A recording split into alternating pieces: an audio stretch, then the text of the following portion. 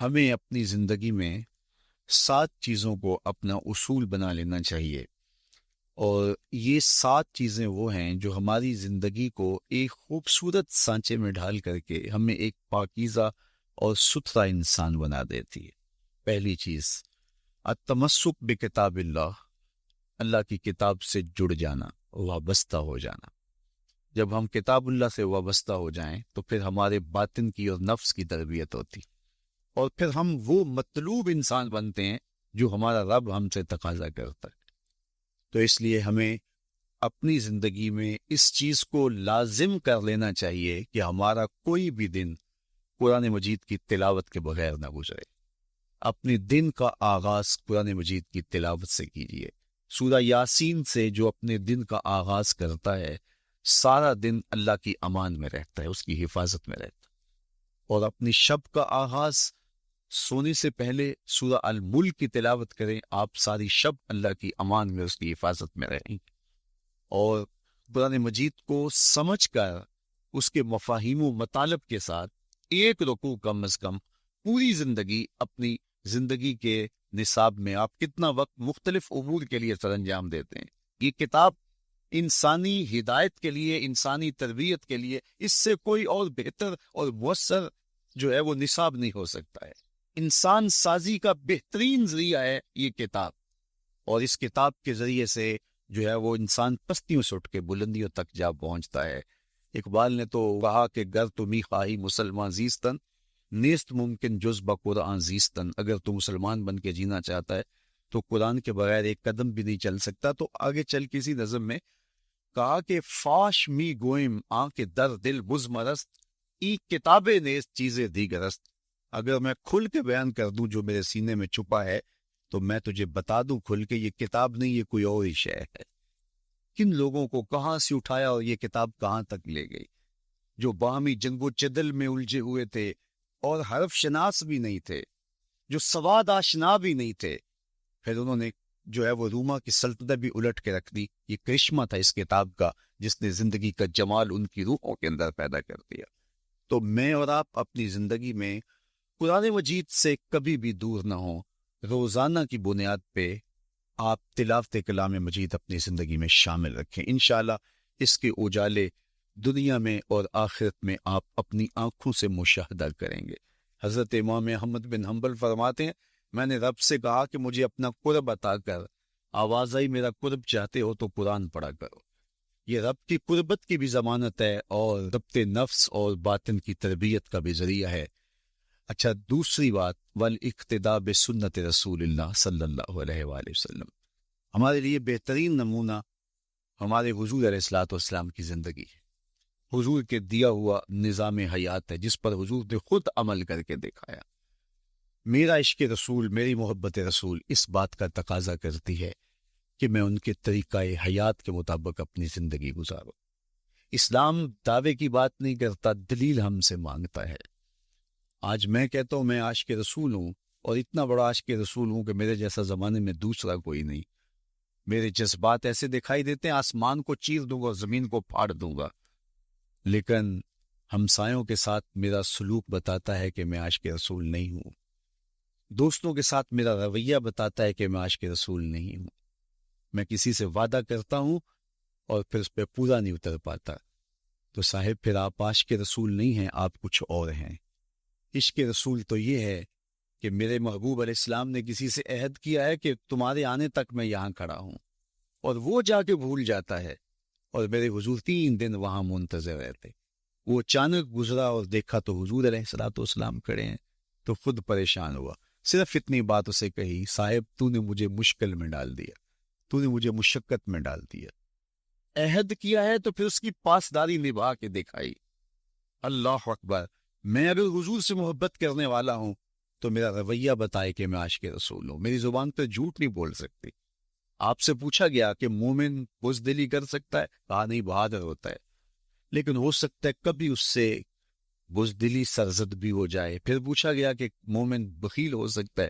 کہا نہیں، سخی ہوتا ہے، لیکن ہو سکتا ہے کبھی اس سے بخل بھی سرزد ہو جائے۔ پھر تیسرا سوال حضور سے کیا گیا، مومن جھوٹا ہو سکتا ہے؟ فرمایا جھوٹا نہیں ہو سکتا، یہ پکی بات ہے کہ مومن جھوٹ نہیں بول سکتا. میں اور آپ اپنے رویوں میں دیکھیں کہ ہم کھڑے کہاں ہیں. آج ہم ان جگہوں پہ بھی جھوٹ بولتے ہیں جہاں جھوٹ بولنا ہماری مجبوری بھی نہیں ہوتی، چونکہ یہ ہماری فطرت ثانیہ اور عادت بن چکا ہے، اور ہم اس کو برا ہی نہیں سمجھتے. جبکہ جھوٹ جب کوئی شخص بولتا ہے، حدیث پاک میں آتا ہے اس کے منہ سے بدبو نکلتی ہے، رحمت کے فرشتے 1 میل دور ہٹ جاتے ہیں اس سے. اور سویر سے شام تک جب ہمارے معمولات یہ ہوں تو پھر ہم کہاں کھڑے ہیں اور رحمت کے فرشتے کہاں کھڑے ہیں؟ تو حضور علیہ الصلوۃ والسلام کی سنت کا اتباع حضور کی محبت کی دلیل ہوگی. امام قرطبی نے لکھا ہے اللہ کی محبت کا کوئی دعویٰ کرے تو کیا دلیل ہوگی کہ یہ واقعی محب الہی ہے؟ تو کہا اللہ سے محبت کا دعویٰ کرنے والے کے لیے دلیل یہ ہے کہ وہ قرآن سے پیار کرے. قرآن سے پیار اور قرآن سے محبت کی دلیل یہ ہے کہ حضور کا پیار سینے میں رکھے. حضور سے محبت کی دلیل یہ ہے کہ سنت رسول سے پیار کرنے والا، اور سنت رسول سے پیار کرنے کی دلیل یہ ہے کہ بدعات سے اجتناب کرنے والا. ہر وہ طریقہ جو میرے حضور نے نہیں دیا اس کو اختیار نہ کرے، اس طریقے کو اختیار کرے جو حضور علیہ الصلوۃ والسلام کا عطا کرتا ہے. تیسری بات، عقل الحلال. یہ وہ بنیادی اصول ہے جو ہماری زندگیوں میں اتر جانے چاہیے، اور ہم ایک صالح اور خوبصورت انسان بن کے اس معاشرے کا حصہ بن سکتے ہیں. عقل حلال زندگی میں شامل ہو تو زندگی کو جمال نصیب ہوتا ہے، اور باطن اور ظاہر کو طمانینت نصیب ہوتی ہے. اگر رزق پاک نہیں ہے تو آپ کعبے بھی جائیں تو وہاں بھی آپ محروم پلٹیں گے. میرے حضور علیہ الصلوۃ والسلام نے فرمایا ایک بندہ لمبا سفر کر کے گیا، اشعث اغبر کے لفظ ہیں، اس کے بال بکھرے ہوئے ہیں، سفر کی گرد پڑی ہوئی ہے، اور لباس بھی پھٹا ہوا ہے، شکستہ حالت، پراگندہ صورت، اور کھڑا ہے کعبۃ اللہ کے سامنے. یہ مد یدیہ، دونوں ہاتھ لمبے کر کر کے دعا مانگ رہا ہے، اور کیا کہتا ہے؟ اے اللہ وہ مطعمہ حرام و مشربہ حرام و ملبسہ حرام و غذی بالحرام. فرمایا اس کا کھانا حرام کا ہے، اس کا پینا حرام کا ہے، اس نے جو لباس پہنا ہے وہ حرام کا ہے. میرے حضور فرماتے ہیں بتاؤ اس کی دعا کیسے قبول ہو؟ اب لمبا سفر کاٹ کے حرم کعبہ میں پہنچے، غلاف کو پکڑ پکڑ کے دعائیں کر رہا ہے، لمبے لمبے ہاتھ کر کے دعائیں مانگ رہا ہے، ملتزم سے لپٹا ہوا ہے، حتیم میں سجدہ ریز ہو کے رو رو کے دعائیں مانگ رہا ہے، لیکن دعا قبول نہیں ہوتی. کیوں؟ اس لیے کہ اس کے پیٹ میں لقمہ حرام کا ہے، اس کے بدن پہ لباس حرام کا ہے. تو اسلام نے جتنا زور حلال کمانے، حلال کھانے اور حلال اختیار کرنے پر دیا ہے، تو ایک مومن اگر اسلام کے مبادیات سے بھی آگاہ ہو تو اس کی تو زندگی کے اندر جو ہے وہ حرام گھس ہی نہیں سکتا ہے، بلکہ وہ مشکوک سے بھی اجتناب کرے. چوتھی چیز، کف الاذی. اپنے آپ کو ایسا بناؤ کہ تمہارے وجود سے کسی کو ذرا تکلیف نہ پہنچے. ہمارا اسلام تو ہمیں یہ بتاتا ہے کہ تم پیاز یا لہسن کھا کے مسجد میں نہ جاؤ کہ تمہارے منہ سے جو سمیل آتی ہے اس سے کسی کو تکلیف نہ پہنچے. تو یہ اسلام کی دی ہوئی تعلیمات ہیں کہ مسجد میں بھی جانا ہے تو اپنے آپ کو دیکھو کہ تمہاری حالت کیا ہے، تمہاری وجہ سے کسی کو تکلیف نہ پہنچے. تمہارے رویے اتنے خوبصورت ہوں، تمہارے ہمسائے بتائیں کہ یہ واقعی مسلمان ہے. مسلمان کی تعریف کی گئی، المسلم من سلم المسلمون من لسانہ و یدہ. مسلمان کون ہے؟ جس کے ہاتھ سے، جس کی زبان سے دوسرا مسلمان بھائی محفوظ ہے، تو وہ مسلمان ہے. اللہ اکبر. ہم یہ جو کہتے ہیں نا السلام علیکم، اس کو کہتے ہیں تحیت المسلم، مسلمان کا تحیت. تو اس میں اس کے معنی پہ غور کریں تو ہم اس کو ضمانت دے رہے ہوتے، السلام علیکم، تیرے اوپر سلامتی ہو. تو ہم اپنی جانب سے ضمانت دیتے ہیں میرے بھائی، میری طرف سے تیری عزت، تیری جان، تیری آبرو سلامت ہے. اب میری جانب سے تو پریشان نہیں ہونا، میں تجھے سلامتی کی ضمانت دیتا ہوں. اور وہ آگے سے کیا کہتا ہے؟ وعلیکم السلام. میرے بھائی پھر میری جانب سے بھی تیرا سب کچھ محفوظ. اگر سلام کا مفہوم اچھی طرح ہماری روحوں میں اتر جائے تو پھر ایسا ہو نہیں سکتا کہ ہم جس کو السلام علیکم کہہ دیں پھر اس سے ہم دھوکہ کریں یا اس کی آبرو پہ حملہ آور ہوں یا اس کے مال پہ حملہ آور ہو جب السلام علیکم کہہ دیا. چونکہ جو ہمیں لفظ بولنے کے لیے کہا گئے ہیں اس کے پیچھے فلسفہ لفظ ہوگا. یہ پھول ہیں، ان کو دیکھ کر سبحان اللہ کہنے کا کہا گیا ہے. پہاڑوں کو دیکھ کے اللہ اکبر کہنے کا کہا گیا ہے. پہاڑوں کو دیکھ کے سبحان اللہ کہہ دیں اور پھولوں کو دیکھ کے اللہ اکبر کہہ دیں، ایسا کیوں نہیں کہہ دیتے؟ لیکن نہیں، اس لیے کہ جب پہاڑوں کو دیکھتے ہیں تو دل میں ان کی ہیبت پیدا ہوتی ہے. اتنے بڑے پہاڑ سمندر کو دیکھتے ہیں تو اس کی ہیبت پیدا ہوتی ہے. اتنا بڑا سمندر تا حد نظر پھیلا ہوا, تو جب اس کی بڑائی پیدا ہونے لگتی ہے تو فوراً پلٹایا گیا اللہ کی بڑائی کی طرف اور کہا بول اللہ اکبر, یہ نہیں میرا اللہ بڑا ہے. اور پھول کو جب دیکھا تو اس کی لطافت کی طرف الجھنے لگے, کتنا خوبصورت ہے, درزوں میں کیسے خوشبو بسی ہوئی ہے, کیسے رنگ ہیں, کیسے جمال ہیں. اللہ اکبر. وہ کیا کسی نے کہا تھا نا کہ درزوں کی لطافت میں خوشبو نے اماں پائی, گل چیرنے والے نے کس شان سے چیرا ہے. تو کیا کمال ہے یار, کیا پتیاں ہیں, کیا رنگ ہے, کیا خوبصورتی ہے, کیا لطافت ہے. الجھنے لگے, کہا بول سبحان اللہ, یہ کیا ہے جس نے رنگ بھرے ہیں وہ پاک ہے. تو تیرا دل الجھ نہ جائے تو جو ہم بولتے ہیں لفظ جہاں بھی بولتے ہیں اس کے پیچھے ایک فلسفہ ہوتا ہے. السلام علیکم یہ تحیۃ المسلم ہے. جب ہم کسی کو کہتے ہیں السلام علیکم تو اس کو ہم نے ضمانت دے دی, بس بات ختم. اب جو ہے وہ میری جانب سے تو محفوظ ہے. لیکن ہم سلام بھی لے رہے ہوں گے اور ہاتھ بھی کاٹ رہے ہوں گے اور اس کی جیب بھی کاٹ رہے ہوں گے, پھر سلام نہیں لیا, ہم نے منافقت کی ہے. تو کف الاذی چوتھی چیز. اور پانچویں چیز اجتناب المعاصی, گناہوں سے اپنے آپ کو بچا کے رکھنا. نیکی کرنا بہت اہم ہے, لیکن نیکی کرنے سے زیادہ ہم اپنے آپ کو گناہوں سے بچانا ہے. چونکہ شر کی قوتیں ہمارے ساتھ جڑی ہوئی ہیں, اس لیے اپنے آپ کی حفاظت جب ہم کریں گے تو ہم ایک اچھی صورت میں آگے بڑھیں گے. اور چھٹی چیز وہ ہے التوبہ. توبہ تسلسل کے ساتھ کرتے رہیے. یہ تصور کہ بڑھاپے میں توبہ کریں گے, یہ تصور کہاں سے آیا؟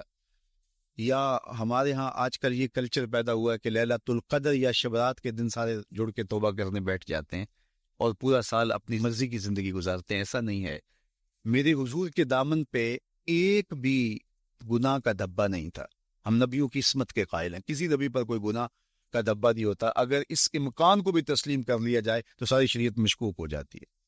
لیکن اس کے باوجود حضور فرمایا میں دن میں اللہ سے 100 بار توبہ کرتا ہوں, ایک دن میں 100 مرتبہ توبہ کرتا ہوں. میں اور آپ دیکھیں کہ ہم کیا اس معمول کو اپنی زندگی میں شامل کیے ہوئے ہیں. جب انسان توبہ کرتا ہے, جب غسل کر لیتا ہے نا ایک دفعہ, تو پھر وہ بچ بچ کے چلتا ہے کہ کوئی گرد دوبارہ پڑ نہ جائے, اور جب وہ لتڑا ہوا ہو تو پھر اس کو پرواہ بھی نہیں ہوتی. اس لیے ہمیں بار بار غسل کرنے کی, بار بار توبہ کرنے کی تلقین کی گئی ہے تاکہ ہم پھر نئے گناہوں سے بچتے رہیں گے. تو اپنی زندگی میں توبہ کا تسلسل کیجیے, شام سویرے صبح بار بار اللہ سے توبہ کی اور رجوع کیجیے. اور آخری چیز ادا الحقوق, حقوق کا ادا کرنا. ہمارے ذمے جو حقوق عائد ہوتے ہیں وہ ہمارے والدین کے ہیں, وہ ہمارے بہن بھائیوں کے ہیں, وہ ہمارے دوستوں کے ہیں, ہمسایوں کے ہیں, ہمارے اساتذہ کے ہیں, کلاس فیلوز کے ہیں. وہ حقوق حتیٰ کہ جانوروں کے کیوں نہ ہوں, تو ان حقوق کو ہم ادا کرنے والے دستبردار نہیں ہو سکتے ہم ان حقوق سے. یہ مومن کی زندگی ہے, یہ ہمارا نظم حیات ہے, یہ اسلام کا دیا ہوا منشور ہے, یہ طریقہ زندگی ہے کہ ہم ایک ایک کے حق کو ادا کرتے ہوئے اپنی زندگی کو بسر کریں. بالخصوص میں طلباء سے مخاطب ہوں کہ یہ عمر تربیتی اعتبار سے سب سے اہم عمر ہے. سیدنا علی المرتضیٰ رضی اللہ تعالیٰ عنہ فرماتے ہیں کہ 15 سال سے لے کر کے 20 سال تک کی عمر میں انسان کے نظریات پختہ ہوتے ہیں اور اس کی عادتیں جمتی ہیں. یہ دوسرے کہتے ہیں 13 سے 19 سال تک کی عمر, وہ کہتے ہیں یہ بڑی اہمیت کی حامل ہے. تو 13 سے 19 سال یا 15 سے 20 سال تک کی عمر, بعض کا تو ہوتے ہیں کہ اب بھی بچے ہیں, ماں باپ پہ سستی کرتے ہیں, یہ ان کو تہجد کا عادی اب کیوں بنائیں, ابھی تو یہ بچے ہیں, ان کو ان چیزوں سے چھوٹی چھوٹی چیزوں کا عادی اب کیوں بنائے, جب بڑے ہوں گے, سمجھدار ہوں گے, ذمہ داریوں کا بوجھ آئے گا, سب کچھ کر لیں گے. تو پھر اس وقت کرنا مشکل ہوتا ہے, پھر کر نہیں پاتا بندہ. تو جو سیکھنا ہے, جو عادتیں پختہ کرنی ہے, وہ اسی زندگی میں ہوتی. تو یہ آپ کا ایک موقع ہے, آپ کو کوئی ایک ماحول فراہم ہوا ہے. آپ کے ہمسائے آپ کے کلاس فیلوز ہیں جو آپ کے ساتھ کمرے میں رہ رہے ہیں. ہمسائیگی کی حقوق ادا کرنے کا جو انداز ہے وہ یہاں ہی سیکھیے اور اپنے اندر اس کو متحقق کیجیے اور پختہ کیجیے. اسی طرح اپنے گفتگو کے لہجوں میں شائستگی, اپنے انداز کے اندر خوبصورتی اور اپنے رویوں کے اندر جمال پیدا کرنے کی کوشش کریں. اپنے آپ کو مؤثر بنائیں اور شریعت کے بتائے ہوئے اصول اور ضابطوں کے مطابق آپ جب زندگی کے چند دن گزار لیں گے، پھر زندگی گزارنے کا نشہ آنے لگ جائے گا. چونکہ جب ہم اپنی خواہش کی زندگی گزارتے ہیں تو پھر ہم خود بے چین اور مضطرب ہوتے ہیں، اس لیے کہ ہمیں اس طرح زندگی گزارنی چاہیے جس طرح ہمارے رب نے ہمیں بتایا ہے. آپ کوئی بھی مشین خریدتے ہیں، کوئی بھی چیز لیتے ہیں تو اس کے ساتھ چھوٹی سی بک دیتے ہیں، آپ کو اس کا طریقہ استعمال بتاتے ہیں کہ اس کو یوں استعمال کرو گے تو دیر پا اس کے فوائد حاصل کرو گے. اگر یہ مائک ہم اس طرح استعمال نہیں کرتے، اپنی خواہش سے استعمال کریں گے تو پھر نتیجہ کیا ہوگا کہ تھوڑے دنوں کے بعد جو ہے وہ خرابی کی طرف سلسلہ چلے گا. اس طرح یہ وجود جس پاکیزہ ذات نے بنایا ہے، اس نے ہمیں بتایا ہے کہ اس کو استعمال کیسے کرنا ہے اور اس زندگی کو کیسے گزارنا ہے.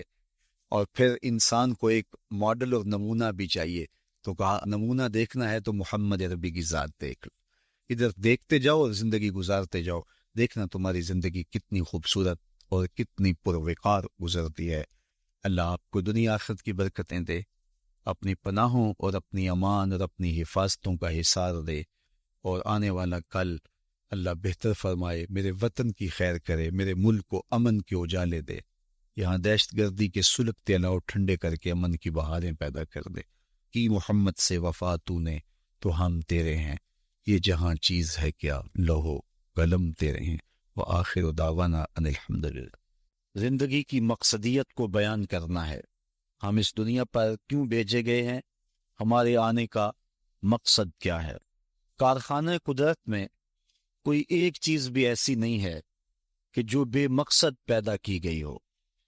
اس کی تخلیق کا کوئی نہ کوئی مقصد ضرور ہے، اور جب تک وہ چیز اس مقصد کی تکمیل کرتی رہتی ہے تو اسے عزت دی جاتی ہے.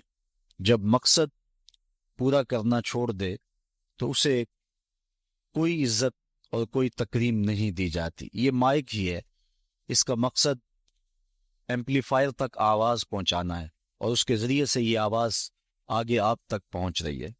لیکن اگر یہ کسی فنی خرابی کی وجہ سے اپنے مقصد تخلیق کو چھوڑ دے اور یہ ایمپلیفائر تک آواز نہ پہنچائے تو پھر اس خوبصورت جگہ پر اس کو سجایا نہیں جائے گا. اس کو یہاں سے اتار کر کے کباڑ خانے میں پھینک دیا جائے گا. یہ اب بہت قیمتی ہے اور بہت اچھی جگہ پہ اس کو مرتبہ دیا گیا ہے، لیکن پھر اس کی کوئی توقیر نہیں ہوگی. اسی طرح کائنات کی ہر شے اور ہر چیز اپنے مقصد کی جب تک تکمیل کرتی رہتی ہے تو عزتوں کی مسند پہ اسے بٹھایا جاتا ہے، اور جب مقصد پر عمل کرنا چھوڑ دے اور مقصدیت سے عاری ہو جائے تو پھر اس کی کوئی توقیر اور کوئی عزت نہیں رہتی. اللہ تعالیٰ جل شانہ نے حضرت انسان کو بھی کسی مقصد کے لیے پیدا کیا ہے. بے مقصد اس کو پیدا نہیں کیا گیا ہے. اس کائنات کے اندر چھوٹے چھوٹے جانور بھی بے مقصد پیدا نہیں کیے گئے. انسان تو مقصود ہے کائنات کا. یہ کیچوا جس سے مچھلی ہم پکڑتے ہیں، یہ سمجھتے ہیں کہ یہ فضول سی چیز ہے، لیکن جن کھیتوں میں کیچوا پایا جاتا ہے ذمہ داروں سے پوچھیں کہ وہاں زرخیزی بڑھ جاتی.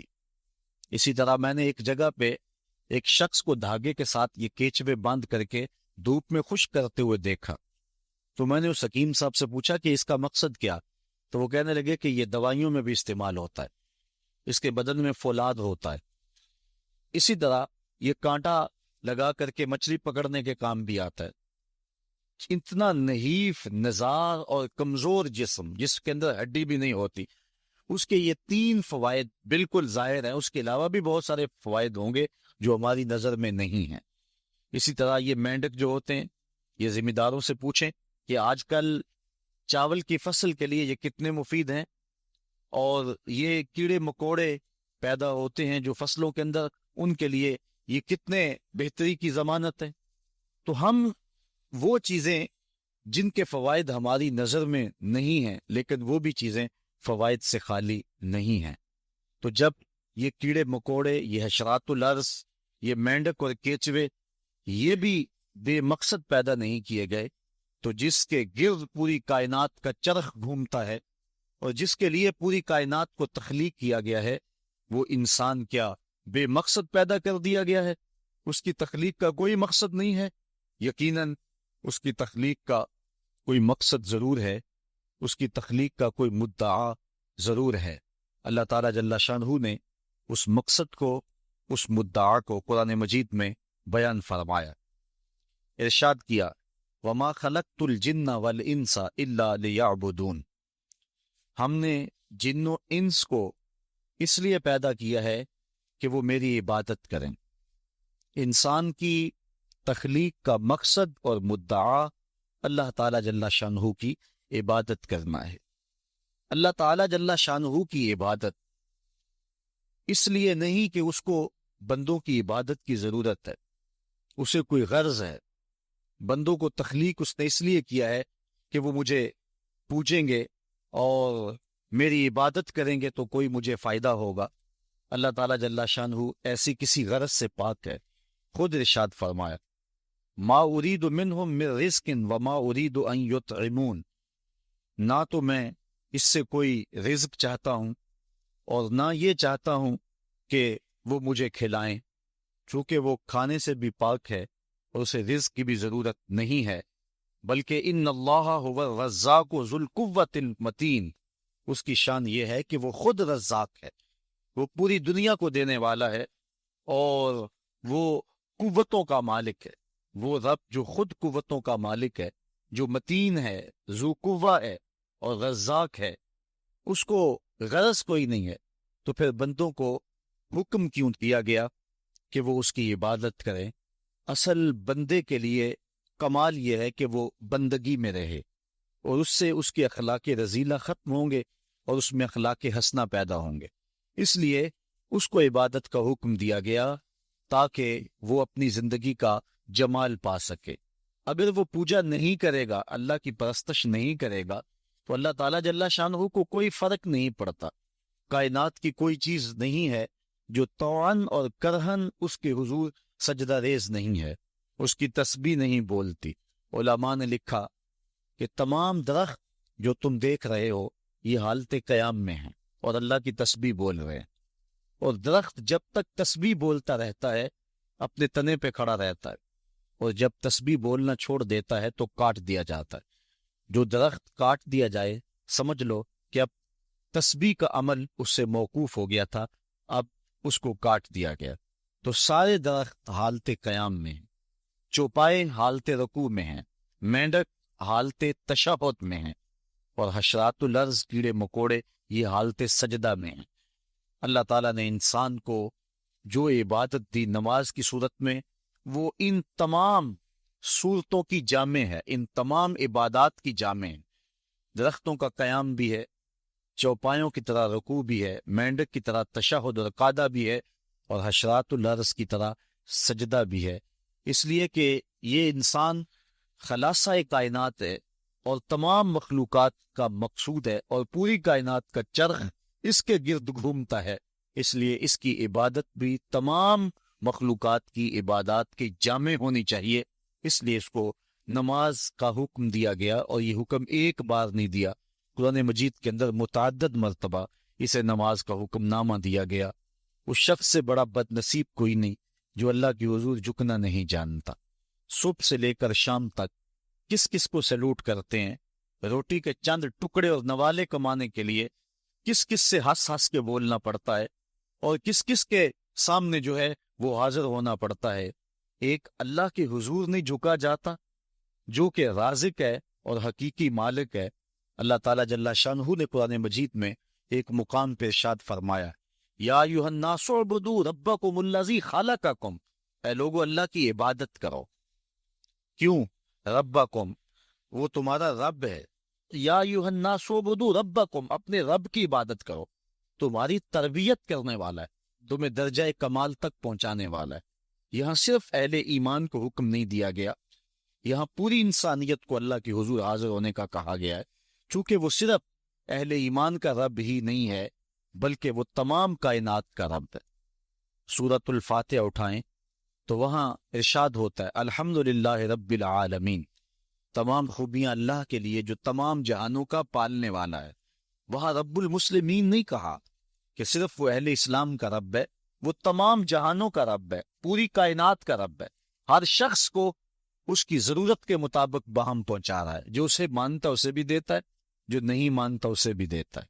کبھی ایسا نہیں ہوا کہ اس کی حضور کوئی سجدہ ریز نہ ہوتا ہو اور اس نے اس کے رزق کے دروازے بند کر دیے ہوں، سورج کو حکم دیا ہو اس کے گھر میں روشنی نہ بھیجنا، یہ میرے نافرمانوں کا گھر ہے۔ آپ 3 مہینے بل نہ دیں تو واپڈا والے آپ کا میٹر کاٹ دیں گے، آپ بل نہ دیں تو گیس والے آپ کا میٹر کاٹ دیں گے، ٹیلی فون کا بل نہ دے تو وہ تار کاٹ دیں گے، لیکن ساری زندگی کوئی اس کی حضور سجدہ ریز نہ ہو، کبھی اس نے چاند کو حکم نہیں دیا اس کے آنگن میں چاندنی نہ بکھیرنا، یہ میرے نافرمانوں کا گھر ہے، کبھی ہوا کو نہیں کہا اس کے ویڑے میں آکسیجن نہ پہنچنے پائے، یہ نافرمانوں کا گھر ہے، بلکہ سورج جس طرح روشنی حضرت بایزید بستامی کے گھر میں بکھیرتا ہے اس عاصی کے گھر میں ایسے ہی بکھیرتا ہے۔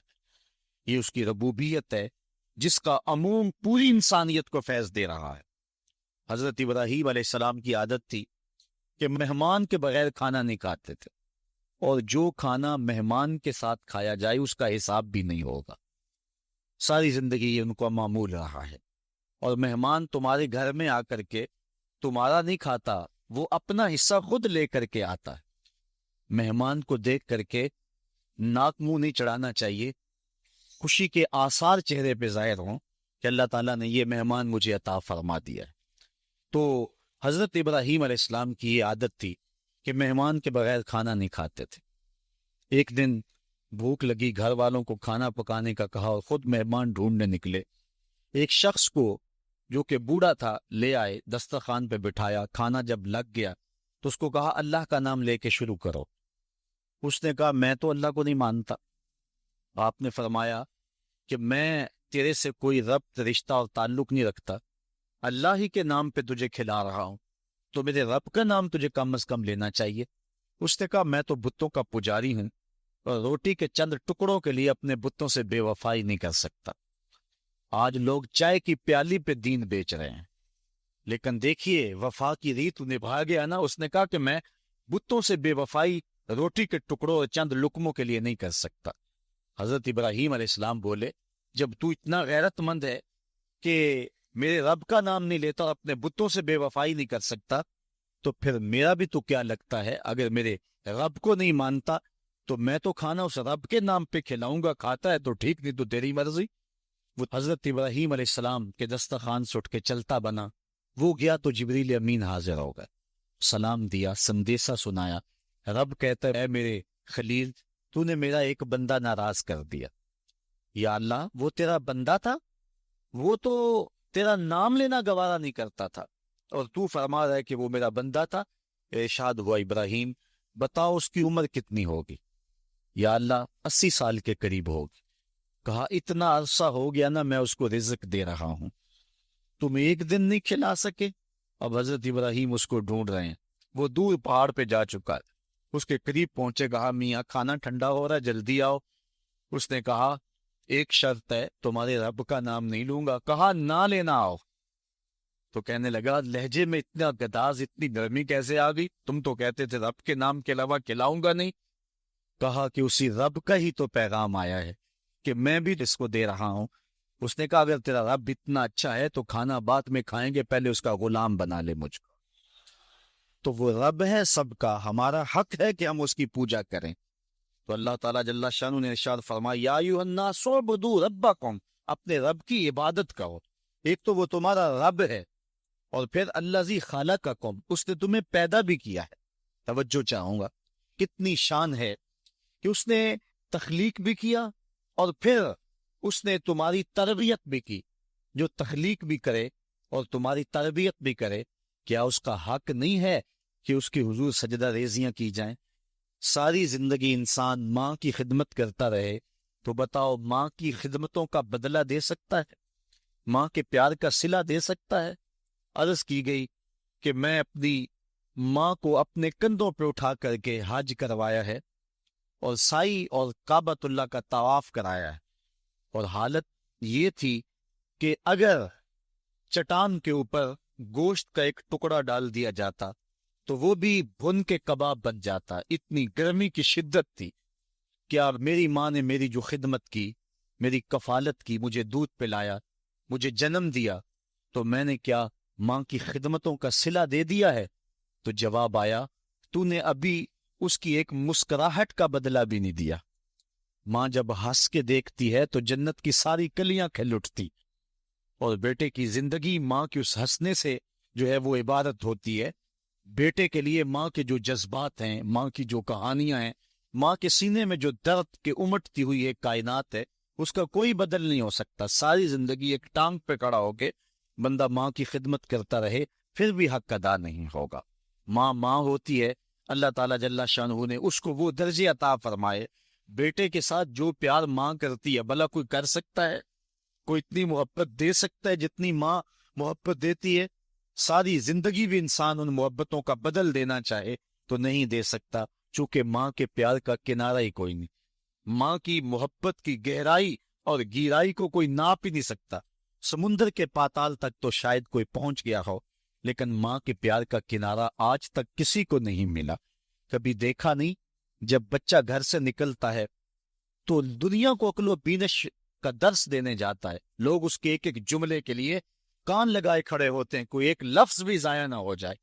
دنیا کے بڑے بڑے سکالر بڑی بڑی یونیورسٹیوں اور جامعات میں جاتے ہیں اور لوگ ان کی ایک ایک بات کو موتی سمجھ کے قبول کرتے ہیں، لیکن وہ جو زمانے کو زندگی کا درس دینے گھر سے نکلتا ہے، جب گھر سے نکلنے لگتا ہے، ماں دیہات کی رہنے والی ہو یا گلبرگ کی رہنے والی ہو، ماں اس کو کہتی ہے بیٹے سڑک دھیان سے عبور کرنا۔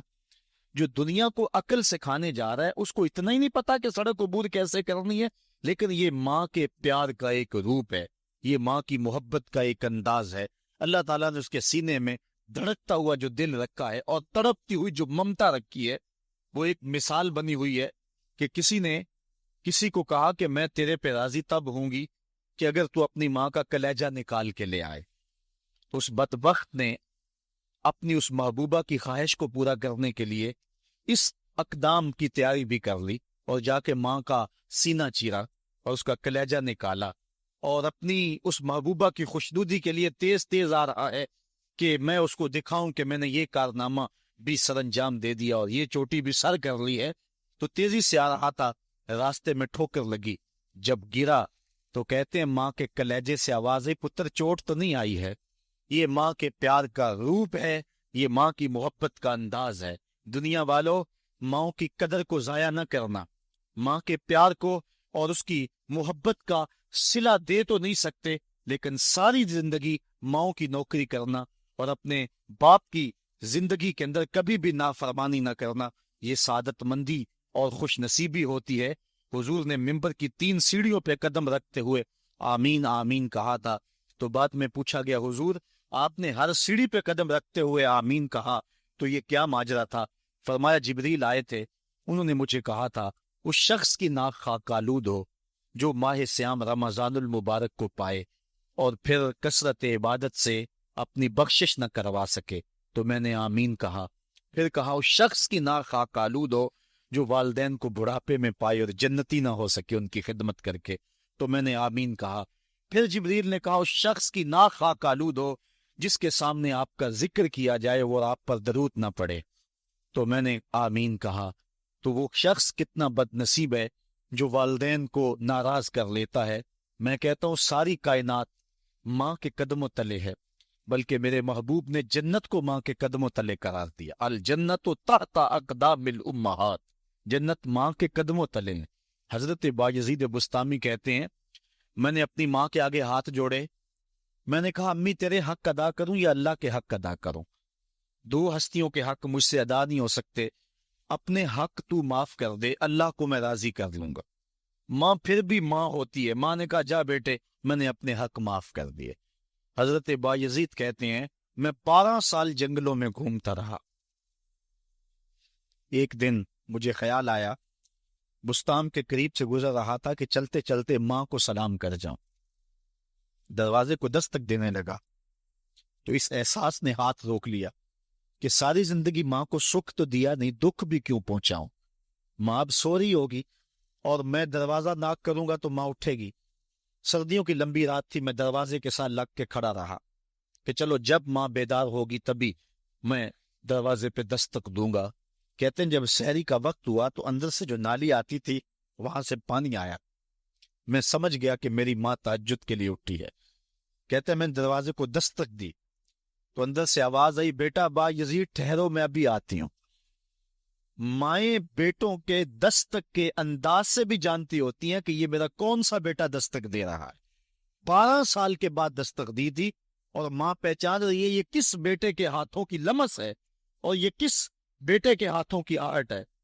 بارسلونا کے ایئرپورٹ پہ کھڑا تھا, فلائٹ ابھی لیٹ تھی, اور وہاں کوئی ہم زبان مل جائے تو غنیمت ہوتا ہے. تو مجھے ایک سمت ایسے محسوس ہوا کہ جس طرح کوئی منہ بولی پنجابی میں بات کر رہا ہے. میں اٹھ کے ادھر لڑک گیا تو دیکھا کہ وہاں کچھ لوگ پنجابی میں آپس میں گفتگو کر رہے تھے. میں ان کے پاس جا کے بیٹھ گیا تو وہ انڈیا کے لوگ تھے. میں نے پوچھا کہ آپ, تو کہنے لگے کہ یہ ہمارا دوست ہے, اس کو ہم الوداع کرنے آئے ہیں. تو میں ان کے پاس بیٹھ کے گفت و شنید شروع کر دی. تو وہ شخص کہنے لگا کہ مجھے 27 سال 3 ماہ ہو گئے ہیں, میں انڈیا سے آیا تھا لیکن یہاں ایسے مسائل بنتے گئے کہ میں جا نہیں سکا.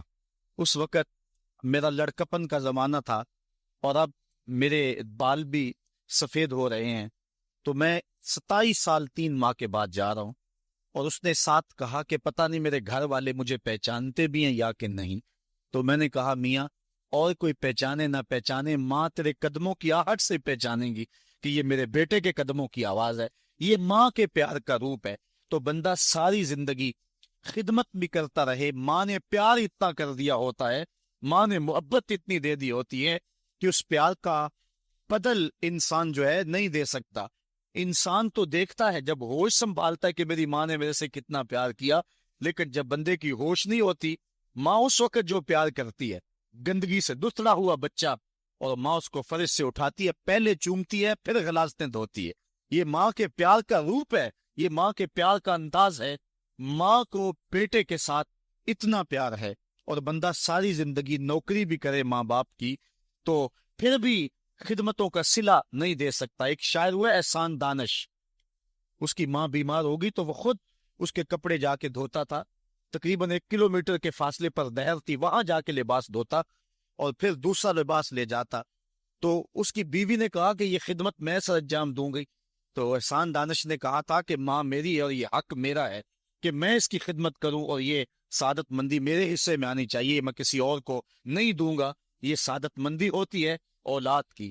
تو انسان جتنی مرضی خدمت کر کے ماں باپ کو راضی کرنے کی کوشش کرے وہ تو راضی ہوتے ہیں, بلکہ نالائق اولاد کے لیے ماں باپ کی دعائیں اور زیادہ ہوتی ہیں. تو انسان ان کی خدمت کا حق نہیں دے سکتا. ماں باپ کے اتنے حق کیوں ہیں؟ اس لیے کہ ماں نے بیٹے کو جنم دیا. اس پہ میں آپ کی توجہ چاہوں گا, اور آج کی اس گفتگو کا اس کو نقطۂ عروج بھی سمجھ لیجئے گا کہ ماں اتنا پیار کرتی ہے کہ جس کا کسی ترازو پہ تول نہیں ہو سکتا, اور اس کے پیار کا صلہ بدلہ ساری زندگی خدمت میں بھی گزار دیں پھر بھی نہیں دیا جا سکتا. اس قدر ماں کے حق کیوں ہیں؟ اس لیے کہ ماں نے بچے کو جنم دیا ہے. جس نے جنم دیا ہے اس کے اتنے حق ہیں, تو جس رب نے خلق کیا ہے اس کے کتنے حق ہوں گے؟ جس نے تخلیق کیا ہے, دستے قدرت سے بنایا ہے, تو پھر اس کے کتنے حق ہوں گے؟ تو مجھے بتائیے اس شخص سے بڑا بدبخت کوئی ہو سکتا ہے جو اللہ کے حضور سجدہ ریزی نہیں کرتا؟ صبح کے وقت چڑیاں بھی اللہ کا نام لے رہی ہوتی ہیں, حشرات الارض بھی رب کا نام پکار رہے ہوتے ہیں, بلوں سے سر نکال کر جانور بھی اللہ کا نام پکار رہے ہوتے ہیں. اور اس شخص سے بڑا بد نصیب زمانے میں کوئی نہیں ہے کہ جو اللہ کی حضور جھکنا نہیں جانتا, جو اللہ کی حضور جو ہے وہ عبادت کا سر نہیں رکھتا. تو ارشاد فرمایا یا ایھا الناس اعبدوا ربکم الذی خلقکم والذین من قبلکم. انسان کے دل میں خیال آتا ہے کہ مجھے تو والدین نے مجھے پیدا کیا, تو فرمایا اب بتاؤ تمہارے والدین کو کس نے پیدا کیا؟ اگر کہو کہ ان کے والدین ہیں تو ان کو کس نے پیدا کیا؟ پھر ان کو کس نے پیدا کیا؟ بات حضرت آدم علیہ السلام تک چلی جائے گی کہ حضرت آدم علیہ السلام کو کس نے پیدا کیا. تمہیں ماننا پڑے گا, انکار نہیں کر سکو گے کہ وہ رب ہے جو تمہیں پیدا کرنے والا ہے. ماں کے رحم کے اندر کون نقش و ونگار دینے والا ہے؟ کس نے گوشت کے لوتھڑے کو بولنا سکھایا ہے؟ کس نے چشم خانوں کے اندر روشن چراغ رکھ دیے ہیں؟